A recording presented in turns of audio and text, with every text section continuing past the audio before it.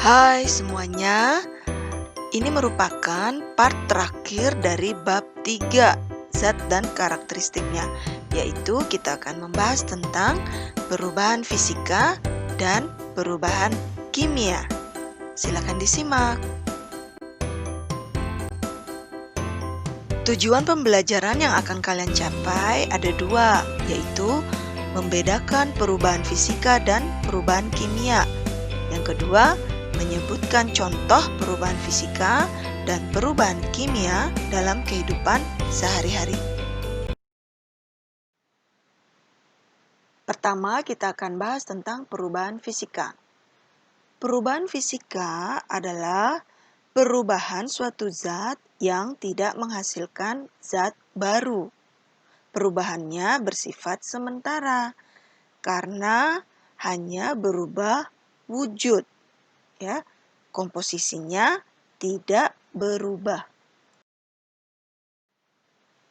Ciri yang menyertai perubahan fisika antara lain melarut, mengkristal, menyublim, menguap, mengembun, mencair, membeku, dan perubahan bentuk.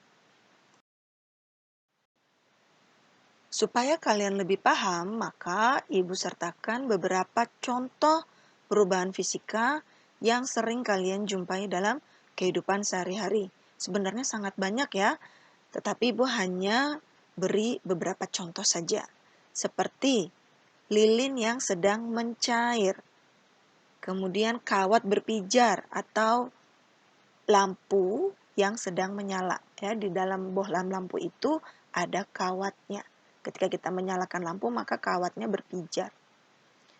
Kemudian, air laut menjadi garam. Pembuatan bubur kertas. Pembuatan bubur kertas itu berarti kertas dipotong kecil-kecil, kemudian kita tambahkan air, kita rendam. Ya, nanti akan menjadi bubur kertas. Kemudian, beras yang ditumbuk menjadi tepung. Berasnya hanya berubah bentuk, ya, menjadi tepung. Tepungnya masih ada sifat beras, ya. Seperti itu. Kemudian kain yang dipotong-potong menjadi pakaian, ya, menjadi baju, celana, dan lain-lain. Kemudian ketika kalian membuat larutan gula atau larutan garam, yaitu ketika gula kalian campurkan ke dalam air, kemudian kalian aduk, maka gulanya akan larut. Begitu juga dengan garam. Kemudian contoh yang lain yaitu kayu yang dipotong kemudian dipahat menjadi kursi, meja, lemari, dan lain-lain. Kemudian semua benda yang mengalami perubahan wujud, ya, yang sudah kita bahas di part 1, ya, seperti menguap, mengembun, mencair, membeku, menyublim, mengkristal, itu semua merupakan contoh perubahan fisika. Baiklah, kita beranjak ke perubahan kimia.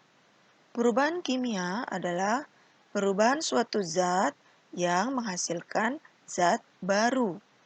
Perubahannya bersifat kekal karena komposisi zat sudah berubah. Jadi, pada perubahan kimia, zat awal dan zat akhir mengalami perubahan komposisi zat, artinya strukturnya sudah berbeda. Ciri perubahan kimia antara lain terbentuk zat baru, terjadi perubahan warna, terjadi perubahan suhu, dalam artian bisa bertambah panas atau bertambah dingin, kemudian timbul gas atau bau, dan yang terakhir adalah terbentuk endapan.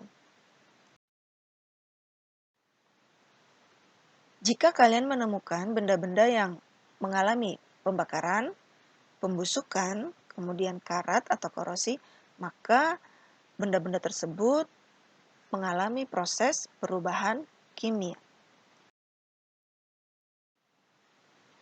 Supaya kalian lebih paham, Ibu sertakan contoh perubahan kimia yang sering kalian jumpai dalam kehidupan sehari-hari. Silahkan nanti kalian cari tahu, ya, karena begitu banyak contoh perubahan kimia. Ini hanya beberapa contoh saja yang Ibu tampilkan. Seperti besi yang berkarat. ketika besi sudah berkarat, maka itu sudah terbentuk zat baru. Tidak bisa kembali ke awal, ya, ke semula. Kemudian makanan yang basi, itu juga sudah mengalami perubahan komposisi zat. Ya, jadi sudah terbentuk zat baru, mengalami pembusukan. Singkong menjadi tape. Ya. Ini bahan-bahan yang mengalami fermentasi, itu berarti perubahan kimia. Kemudian pembakaran sumbu lilin.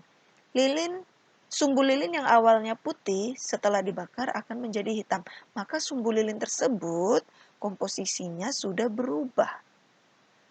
Begitu juga dengan susu menjadi keju. Sudah terjadi perubahan komposisi. Kemudian kertas yang dibakar menjadi abu, kayu dibakar menjadi arang, buah yang sudah masak atau matang.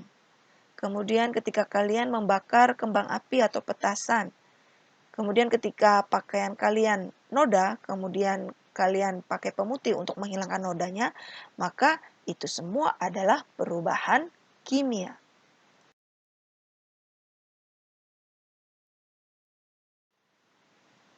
Tahukah kalian contoh satu benda tetapi mengalami dua perubahan, yakni mengalami perubahan fisika sekaligus perubahan kimia? Ayo cari tahu. Benda tersebut adalah lilin. Jadi saat menyalakan lilin, maka terjadi perubahan fisika dan juga sekaligus terjadi perubahan kimia. Perubahan fisikanya yaitu saat lilin mencair atau meleleh, kemudian nanti dia membeku kembali. Sedangkan perubahan kimianya yaitu saat sumbu lilin dibakar. Jadi yang awalnya sumbunya putih berubah warna menjadi hitam, itu adalah contoh perubahan kimia.